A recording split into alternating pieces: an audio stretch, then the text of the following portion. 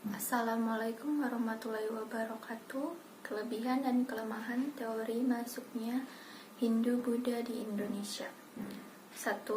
Teori Brahmana. Kelebihannya pada teori ini, di Indonesia banyak prasasti Hindu-Buddha yang menggunakan bahasa Sangskerta dan huruf Pallawa. Kelemahan pada teori ini, dalam tradisi Hindu-Buddha kaum Brahmana pantang menyeberang lautan. 2. Teori kesatria.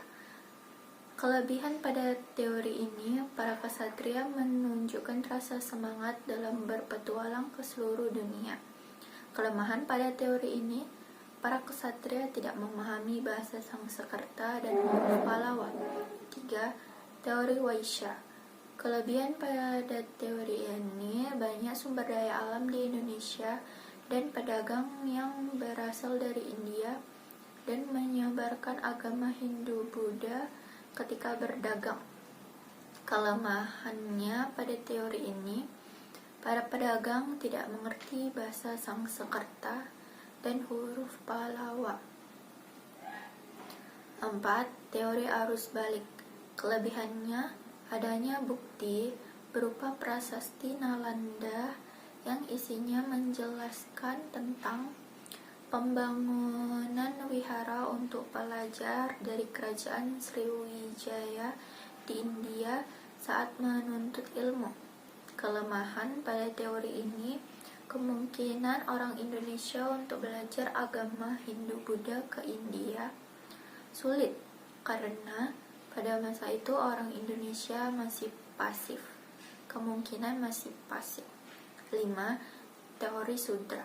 Kelebihan pada teori ini, kemungkinan pindah ke wilayah lain, dan kelemahan pada teori ini, kaum Sudra tidak mengerti bahasa Sangskerta dan huruf Pallawa, sehingga tidak menyebarkan agama Hindu-Buddha. Dan menurut saya, teori yang benar dan menarik adalah teori Vaishya, karena pada teori ini terdapat sebuah teori yang paling relevan dengan struktur yang terjadi di Indonesia. Pada masa lalu, dikarenakan di Indonesia pada masa lalu lebih sering terjadi perdagangan. Gitu. Tetapi kelemahan pada teori ini tidak bisa tertutupi karena para pedagang tidak mengerti bahasa Sangskerta dan huruf Pallawa. Ya.